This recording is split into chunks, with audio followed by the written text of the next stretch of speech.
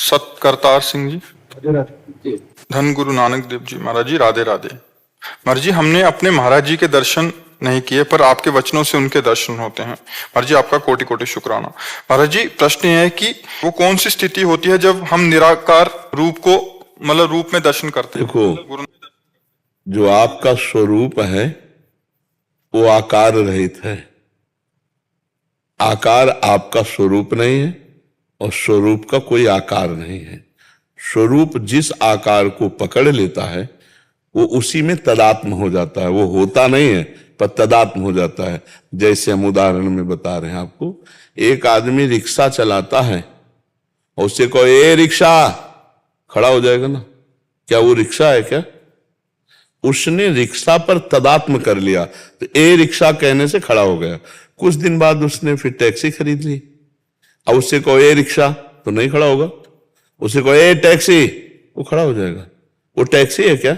नहीं, टैक्सी में तदात्म कर लिया। तदात्म का मतलब समझते हैं ना? तन्मयता। तो ऐसे ही हमने इस आकार पे तन्मयता कर ली तो पुरुष, इस आकार में कर ली तो स्त्री। 83,99,999 योनियां और भी हैं मनुष्य योनि के अलावा। जहां जहां आकार में तदात्म कर लिया वो उसी तदात्मता के कारण अपने को समझता वस्तुता वो निराकार है। आत्मा का कोई आकार है क्या? कोई आकार नहीं। सबके अंदर है लेकिन कोई आकार नहीं है। जो काला है कि गोरा है कि स्त्रीलिंग है कि पुरुषलिंग है, ये सब शरीर के हैं। ये सब लक्षण जड़ शरीर के हैं। वो अच्छा है कि बुरा, ये स्वभाव के हैं, ये अंतःकरण के। वो इन सबका साक्षी है। वो जो सबका साक्षी वही परमात्मा है। वही तुम में भी है, सब में है। अब हम लोग फंस गए आकार में। आकार में फंस गए ना? ईमानदारी से देखो, आकार में फंसे कि नहीं? तो आकार से ही हम निराकार तक पहुंच सकते हैं। हमारे जो गुरु हैं वो आकार रूप धारण करके आए कि नहीं आए? निराकार तो नहीं, शब्द निराकार नहीं है, शब्द भी आकार है। जैसे हम बोला राम, तो आया ना आपके दिमाग में आकार? राम शब्द आकार, शब्द देने वाले गुरुदेव आकार। उनकी आराधना करके जब हम आकार की आराधना की तो हमारा जो आसक्ति इस आकार में था उसे कम होने लगेगी, क्योंकि हम आसक्ति गुरु में करने लगे ना। और जे ही गुरु में आसक्ति की पूर्ण रूप से, तो गुरु की कृपा से जो निरंकार है, जो निराकार है, अपना स्वरूप, गुरु का स्वरूप, वही परमात्मा है, परमेश्वर है। वही परमेश्वर है। ये अनुभव होता है अपने आप से, अपने आप का। ये बुद्धि से अनुभव नहीं होता, क्योंकि बुद्धि तो उसके द्वारा प्रकाशित है। समझ रहे? बुद्धि को जो बुद्धि तत्व में ज्ञान आया है वो तो उसके द्वारा आया है। वो उसको कैसे जान सकते? बुद्धि स्वरूप को नहीं जान सकती।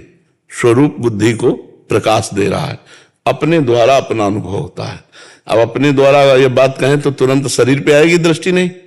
हाँ, यही दृष्टि हटती है गुरु उपासना से, गुरु वाणी की कृपा से, गुरु उपासना से यही दृष्टि हटती है। ध्यान मूलम गुरु मूर्ति, पूजा मूलम गुरु पदम, मंत्र मूलम गुरु वाक्यम, मोक्ष मूलम गुरु कृपा।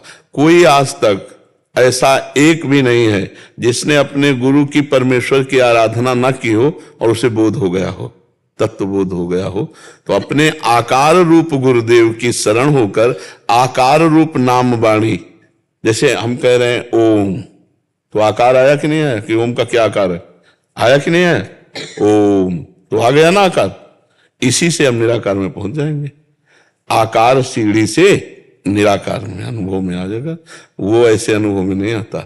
वही आकार धारण किए वही निराकार है।